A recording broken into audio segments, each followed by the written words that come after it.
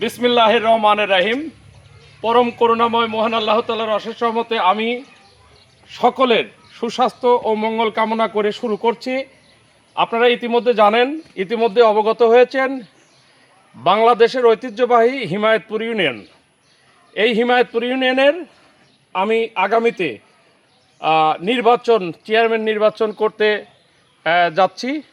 এবং আমাদের এই ইউনিয়নের 9টি ওয়ার্ড আছে: হিমায়তপুর, সানিরদিয়ার, নিয়মতুল্লাপুর, ভগীরথপুর, ভবানীপুর, বাঙ্গাবাড়িয়া, ঘোষপুর, শিবরামপুর, আফরি, পাটকেপাড়া, বাহাদুরপুর।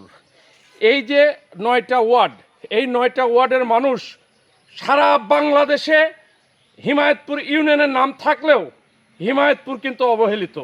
এই অবহেলিত হিমায়তপুরকে উন্নয়নের একটা রোল মডেল করতে এবং দেশি বিদেশি সরকারি বেসরকারি দাতা সংস্থাদের অর্থায়নে সহযোগিতায় আমি হিমায়তপুর ইউনিয়নকে উন্নয়নের একটি রোল মডেল করতে এই নির্বাচনে অংশগ্রহণ করতে সক্ষম হচ্ছি।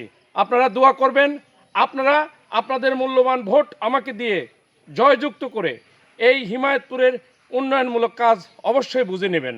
আমি জনগণের খাদেম হিসাবে কাজ করতে চাই।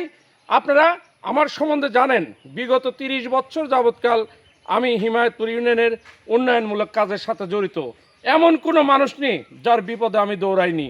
আমার ইউনিয়নে একটি মানুষও বিনা চিকিৎসায় মারা যাবে না এবং কোনো কাঁচা রাস্তা অবহেলিতভাবে থাকবে না। সেই সাথে বিপদগামী মানুষের বিপদে আমরা পাশে থাকতে সক্ষম হব।